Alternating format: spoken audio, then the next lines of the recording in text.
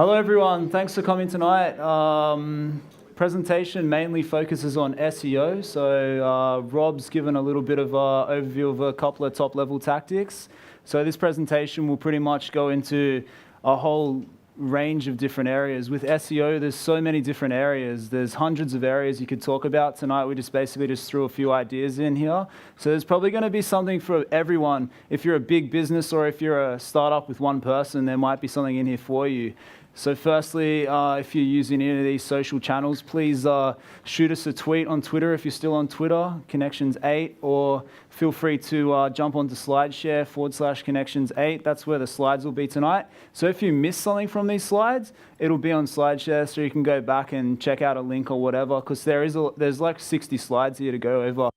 All right, so how did I start in online marketing? From 2005 to 2009, I built a network of sites. So I had a MySpace layout site that got huge traffic. Back when MySpace was popular, I know we got quite a young crowd here tonight, so probably maybe only like 10% of the crowd had used MySpace, but there was huge traffic for MySpace. So we had a MySpace layout site and we got a bunch of traffic to that. Then we had a bunch of entertainment sites which focused on the US market. So we were pretty much ranking top 3 queries for these kind of key terms that were driving in hundreds of thousands of unique visitors every month through our sites. And we made a bunch of money back then. And when I was in school, people said, how are you getting all this money? Like, you're driving a brand new BMW. They said, are you selling drugs? And I said, no, I'm making money off AdSense. And back in 2005, not many people were really doing this in Australia. It was more something that was bigger in the US. In 2009, my parents said, you better go and get a real job because you can't do this online website thing anymore. So basically, I went and got a job at a big agency called Columbus Search. I started the SEO team with Peter up the back there. So we started that SEO team and we were basically working with some big name clients, David Jones, Citibank, Virgin Mobile. Virgin Mobile liked the work that I was doing so much. They said, come and work in-house. We'll pay $20,000 a month. They'll pay the agency that. I only got a small percentage of that. In 2012, I had enough of making a crazy amount of money for the agency, decided to go and start up our own business. So I started up Prosperity Media. We work with funded startups and mid to large businesses. We've worked with companies like Campaign Monitor, Design Crowd, and then some bigger companies like Macquarie University, Macquarie Telecom, and a whole bunch of other companies that I can't mention. So tonight's presentation, we've got 14 content and SEO tactics to drive growth. The first one is website speed. It's highly important. 1 second delay, if your site's making $100,000 a day, probably not many sites in Australia do that, but in the US, there's some big sites that do big revenue. So if your site is slow, it can cost you revenue. 1 second delay can cost 7% loss in conversions. So you really need to get your speed correct with your website. What that means is hosting your site locally, hosting it on AWS. A lot of people make the mistake where they host their site in Singapore or China or Amsterdam. The thing is, you want to host your website where your user base is. Another great tool, you can jump onto PageSpeed Developers tool by Google. You can put in your website and it will tell you how your website's going from mobile and from desktop. If you need to get your site fixed up, it will give you some little tips on how you can do that. We chucked in finder.com, as you can see. There's still a little bit of room for improvement, but yeah, ideally you want to have at least 80% on this. Landing pages are crucial. I know Rob talked a little bit about some landing pages. I mean, here's an example of a landing page that Finder has on their website. 32 sites like Omegle. And the thing is, when I was looking at Finder's website, I didn't even know what Omegle was until I checked out what type of volume that specific URL was getting. You can do this on SEMRush.com. Basically, you can see they were ranking first for keywords like with 14,000 searches a month. So if you're in first position organically, you might get 30 to 40% of that traffic, depending how many paid results there are. So you can say this one landing page is getting about 10,000 plus visitors a month. So yeah, comparison landing pages. An easy tactic if you're a business, you need a little bit of traction to do something like this. But for example, when you put in Campaign Monitor, chuck in VS onto that query, and it will show you what people are searching when they're in a buying funnel. So basically, Campaign Monitor versus Marketo, Campaign Monitor versus MailChimp, Campaign Monitor versus SendGrid. The thing is, you need to have landing pages on your site for all these kind of queries, because this is what users are looking for. And when they find these pages, you need to have an article that's kind of in your favor. The thing is, a lot of affiliates target this and they make an absolute killing because brands are kind of scared to do it in some cases. But brands that do this well really do well from a brand protection point of view. Also, ensure that you're using Google Keyword Tool. I mean, Google's always trying to restrict the amount of data that they'll give you. So you really have to be using your paid search data with Google Keyword Tool, with SEMRush. You really need to compare all the sources to get the best results. Schema on all review content.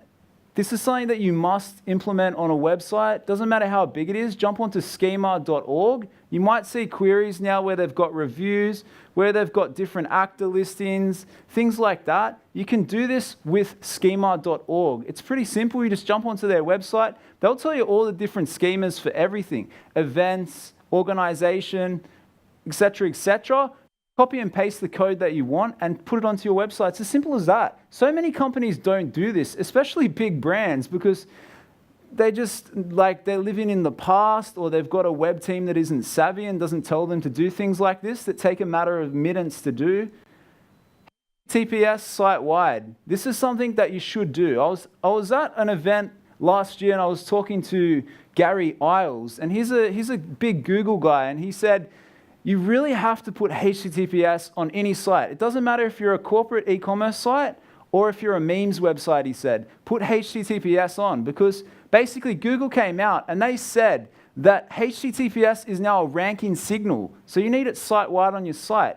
So many sites only have it on their shopping cart section. The thing is, you want to opt for a Wildcard SSL. Wildcard SSL is basically where, see how Kogan has their little Kogan PTYLTD in the search bar? It's a trust metric. If you're a customer and you go to a website and you see that they have a Wildcard SSL, you know that's a trustworthy website and that they've paid $200 to $300 for that SSL.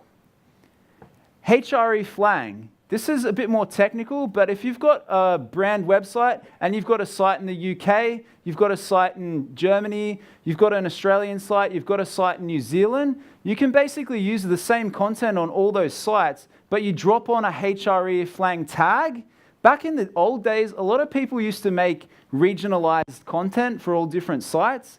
Google came out a couple of years ago and said, look, we've got this href tags, please use them.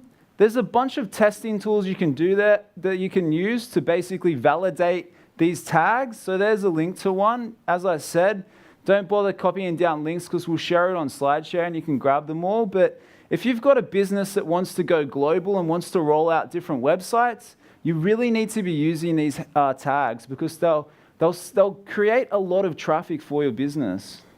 Canonical tags, a lot of businesses make the mistake where they don't use canonical tags and they have multiple versions of their website. The thing is, you need to use canonical tags if you've got duplicate content issues, because what a canonical tag basically does, it tells Google which is the main page that you want to index.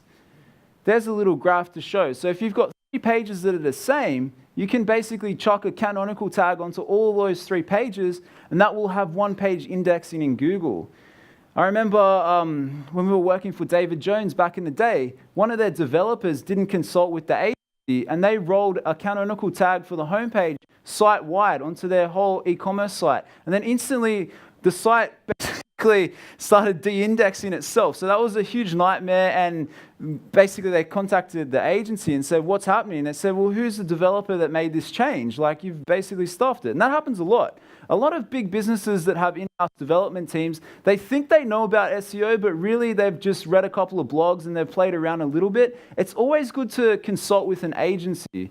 And we get a lot of calls where people are like, oh, we're moving a site in a couple of weeks, or like, we need to get this happening now. You really have to get your SEO guys on early in the process to ensure that problems don't happen down the line. Content marketing, it's kind of a big deal, and we've got a couple of little examples here. So this was an example of something that we did for a brand. Basically, we wanted to engage the followers and get them involved in the content creation process. So we went onto their Facebook and said, hey, we're looking for some pet peeves in the gym. We're going to turn it into an infographic. What we did was we collected that data from Facebook and then we made a graphic out of it. And when it was finished, we went and shared it back with the followers.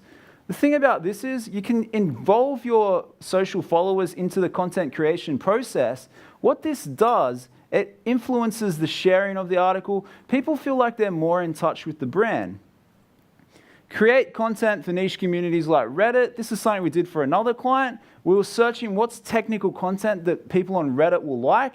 We basically had we looked and there was all this content around Microsoft certification exams and things like that. We built a long form piece of content.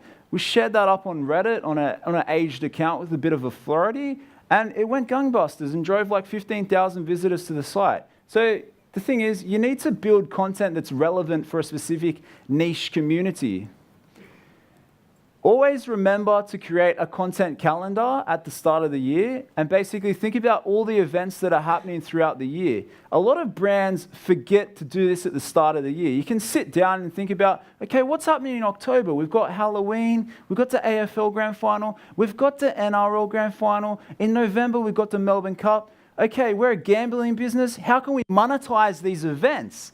And the thing is, when you think about the content creation process early on in the year, you can pre-launch this content before the event happens. A lot of brands basically think on a week-to-week basis. They don't think on a long-term play basis.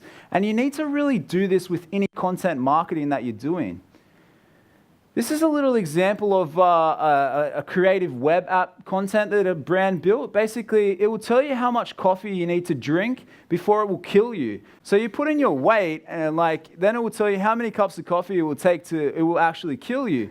This piece of content had 115,000 shares, had hundreds of links to it. So something like this, it's quirky and it's cool. And the thing is, basically, it will get shares and it will get traffic and it will get traction. And for a developer to build something like this, it's not that hard from a development point of view. I mean, you can outsource it to freelancer.com. Maybe it'll cost $400. Or you can do it in-house. It might cost a little bit more. Thumbtack. This was a great example that they did. Every year, this company called Thumbtack, it's like OneFlare or HighPages in the US. Basically, they build this small business friendliness survey and they send it out to all their customers. And it's kind of like earlier, getting your customers involved in the content creation process. And what this does is, this every year it has thousands of shares, it gets hundreds of links to it because people want to know about what's happening in the small business area. So if you've got a business, try and use your customer data to build content from that. If you're time poor and you don't want to contact your customers, you can use Google Consumer Surveys. You can pay a couple of dollars for each reply. You can build out a survey and send it on Google Consumer Surveys, and you only pay for a per entry basis. And what this does, it allows customers to kind of create, or potential customers to build out your content for you. If you go to an age-old, basically like a focus group or something like that, they'll charge you thousands and thousands of dollars to do this. Don't do it. Jump onto Google and do it for free. I mean, not for free, like a couple of dollars per answer. Ego bait content. This is another one that we did for a client a couple of years ago. Basically, we built a list of the top 10 Twitter users in finance. So we had big guys like David Koch, Alan Kohler. The thing was, the big boys didn't want to share it because they're too big to share a small business or affiliates brand. But we had some smaller guys that were 8 or 9 on the list. One person went gangbusters. They basically built out a PR release about being featured. They shared it on all their social. This actually did quite well. But the thing is, you can scale this out and you can build ego-based content on a larger scale and get more people involved into the process. Backlinks are kind of a big deal. Robert said earlier, he gave a few little examples about stealing backlinks and doing things with backlinks. So there were some good tips. The thing is, with SEO, these are some ranking factors over here. So you've got backlinks, which are about 40% of ranking. Then there's some other factors. This survey is actually from Moz. So you can jump on there, search for like Moz ranking factors. It will tell you most of the ranking factors. So the main one is, backlinks. Then there's on-page and content. There's technical elements, social data, keyword agnostic factors, etc., etc. Competitive link acquisition. Rob said this earlier. Majestic, it's a good one. You can also use Arefs. The thing about Arefs, it's built by Russians. So basically, they're like I have the founder of this company on Twitter, and the other day he put out a tweet. He said, "I have just purchased 1,000 new servers." He. And then someone replied and said, "What are you planning now, Dimitrov?" Or whatever. And basically, the thing about Arefs, it's probably the fastest tool on the link at the linkscape market in terms of picking up fresh links. The thing about Moz, I think they've gone a bit too broad in terms of their market. They're building tools on all different areas, and I find the thing is they don't update their link graph every 90 days. Arefs updates their link graph every day or two, so it's definitely good. High quality link acquisition, you can still do content placements on sites, but you need to be careful. A lot of big brands have been hit in the past by doing paid content acquisition on sites and using generic anchors. The thing is, you need to be savvy about how you're doing content placements. You don't want to be spammy. You don't want to do the same thing over and over on a large degree.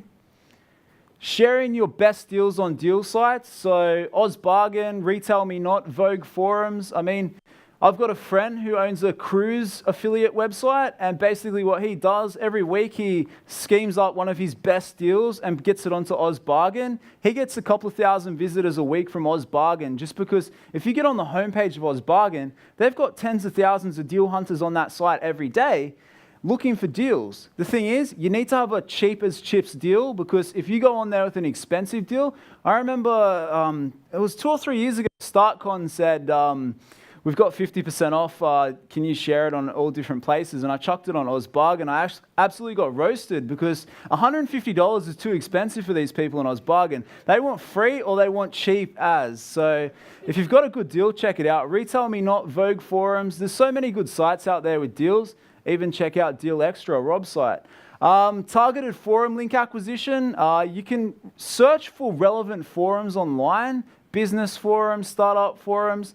Try and get onto that forum and build a bit of a persona. Don't just go onto the forum and just spam willy-nilly, drop links and things like that, because most of the time they'll delete you.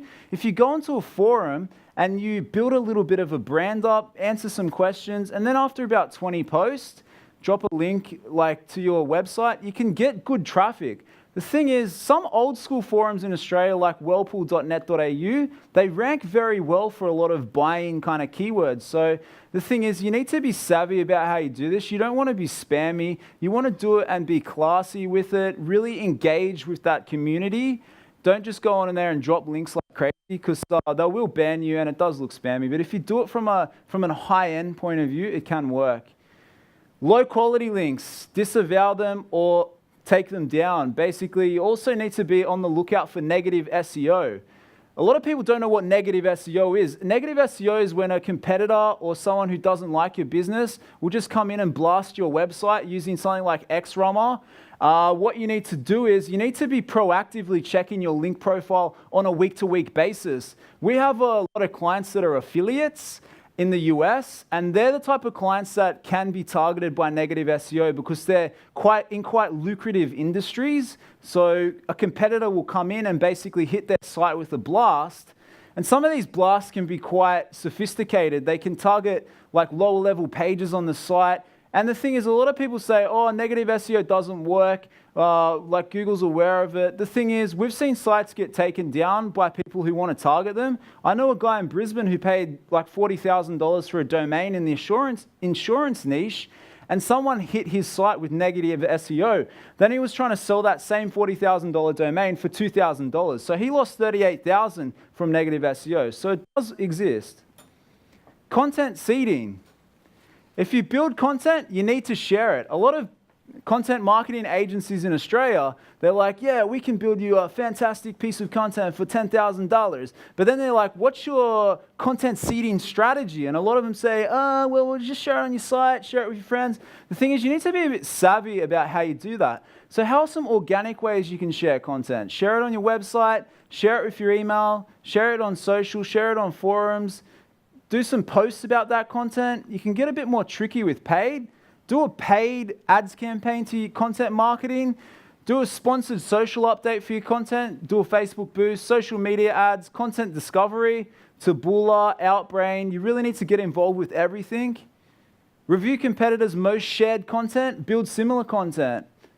Use Arefs or buzzsumo.com. Basically, put in your competitor's site and it will tell you what are the most shared URLs on that site. Then you can go through and say, oh, okay, they've built an article about Google authorship and it's got 1,200 shares on Twitter. I'm going to build something similar for my site. I mean, you can reverse engineer anything. It's like reverse engineering backlinks. You can reverse engineer content as well. High-end expired domain acquisition. The thing is, every day in Australia and the US, domains are expiring. You need to be careful about if you want to go and acquire a domain. Our advice, because a lot of clients ask about this, is if you're going to acquire something that's generic, it's not trademarked, and it's something that has a good link profile. Here's an example, about a year or two ago, government organisation let the domain training.com.au expire, and it went to the expired domain auctions, and people bought it for $30,000. So some affiliates snapped up that domain.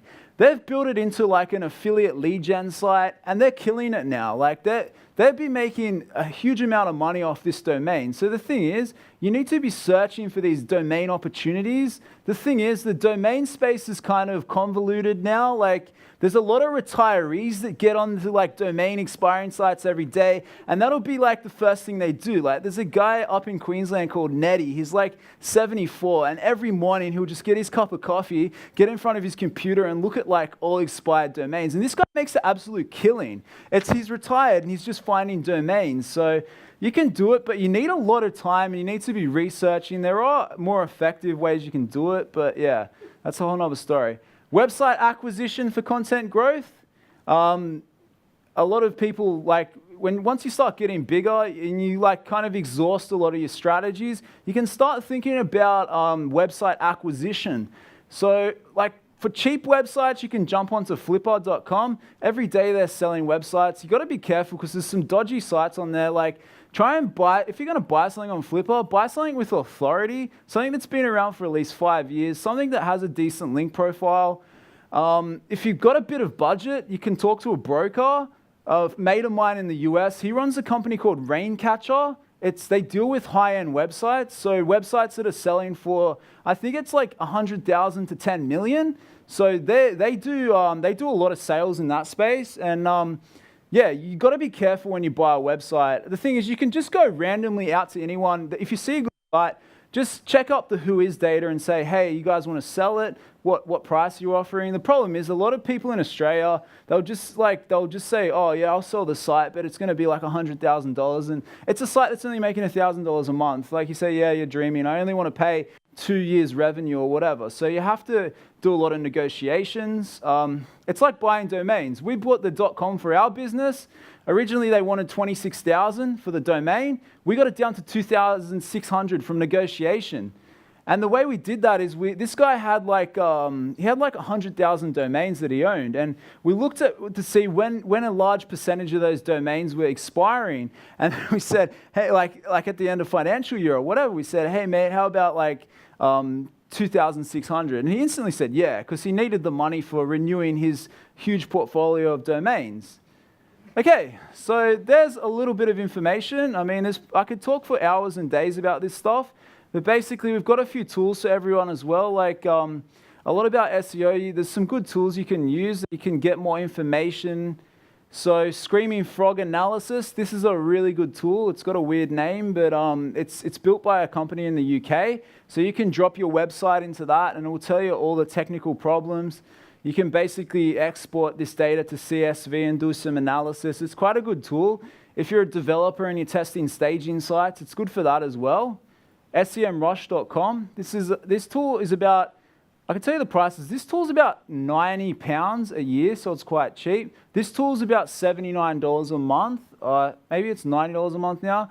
But basically, SEMRush, you can look at what your competitors' websites are ranking on from an organic point of view. You can also look at what your competitors' sites are targeting from paid search. So that's quite useful if you want to scrape some ad data and things like that. Arefs.com, as I said, it's built by Russians, so definitely check it out. It's quite a useful tool. Monitor backlinks. If you're really paranoid about getting hit with negative SEO, check out Monitor Backlinks. I think it's built by some guys in like Bulgaria or something. It's quite good. smo.noam.com. The thing about sites now, you want to have them marked up for social media. You can mark up your sites for Facebook, LinkedIn, Twitter, and standard SEO. So basically, you just drop in your URL into this tool, and it will say what your site's marked up for or what it's not marked up for. So it's a very cool tool. And it will even give you a link on how to mark it up. Systrix.com, this is an expensive tool, but it looks at search visibility. It's quite useful if you want to look at like sites that are growing rapidly. Like for example, looking at new startups, you can look at like sites that are rapidly in a certain date range. It can be quite a cool tool. Answer the Public. This is a tool that Peter found. Basically, it will show you like queries that you can build content based off. Say, for example, if you want to talk about growth hacking, this tool tells you what people are searching for. So you can, like people are searching for how does growth hacking work, how to learn growth hacking. And the thing is, if you've got like a growth hacking training center, you can build landing pages based on these queries from this tool. So you can drop pretty much any query into this tool. It's pretty cool. It's free as well. The thing is, Google Search Console, you want to be checking this site on like a daily basis or a weekly basis, depending on how big your site is. Because Google Search Console will tell you problems with your site. It will tell you if your site's been hit with a Google penalty. Sometimes if you get hit with a penalty, it can be a nightmare. So yeah, getting out of that penalty can be a whole nother story. Bing Webmaster Tools. This is another tool that a lot of people don't even know exists. But basically, Bing has their own kind of Google similar tool, and they provide a lot more data than Google does. It's quite useful, so jump on there and get onto Bing because, I mean, in Australia, Bing doesn't have that much traffic. It's less than 3 or 4% market share, but in the US, it's a lot higher. So if you've got a startup that's targeting the US, check it out. So yeah, that's pretty much everything. I mean, a lot of content. Like I said, the slides will be on SlideShare, so if you want to check out anything in more detail, yeah, check it out. Thanks. Has the rise of mobile search changed SEO? Yeah, I think a lot of brands have been more savvy about getting mobile websites built. The thing is, like Google, like a year ago said there was going to be mobile Armageddon, and there was a couple of SEOs that were putting videos out saying, oh, every like non-mobile site's going to drop out of the index, get a mobile site ready. And the thing is, that didn't really happen, like because a lot of ASX listed companies don't even have mobile sites, so Google's just not going to de-index like BHP Billiton's site. So the thing is that mobile's becoming more and more prevalent. And the thing is, like Google said they have a split index now for mobile and desktop, and there's a lot of different mobile ranking factors. So the thing is, you definitely need a responsive site that's viewable on mobiles. And the thing is, you need a site that has capabilities to actually sell on mobile as well, because 30 to 40 to 50% of conversions take place on mobiles now. And we had a prospect recently, and they're like site, you weren't actually able to buy on mobile. So it was crazy. We're like, this should be like your highest priority because 30 or 40% of your customers are coming through on mobile and they're not actually able to purchase. They could only call up to get a quote. So yeah, it was things like that. So mobile is very, very important. I mean, yeah, I could definitely have a whole presentation about mobile SEO. And there's even like a mobile conference in the US where they just talk about mobile. So it's big. So yeah. What's the hardest part of SEO? Yeah, the hardest part of SEO is just like trying to stand out from all the dodgy players in the space. That's one thing. Like 90% of companies out there have no clue what they're doing. They're just trying to rip people off. So that's one hard part of SEO. Another hard part is just staying up to date with Google. Google can release a drastic change and just throw up a blog post on their site and say like, we're going to do this, and like there's no forewarning. So You can't really rely upon SEO. You really have to diversify your traffic sources. And yeah, I think like dodgy SEOs and Google is the hardest part of SEO, just staying up to date with all their changes and ensuring that your site is not going to breach any of their new regulations. So yeah.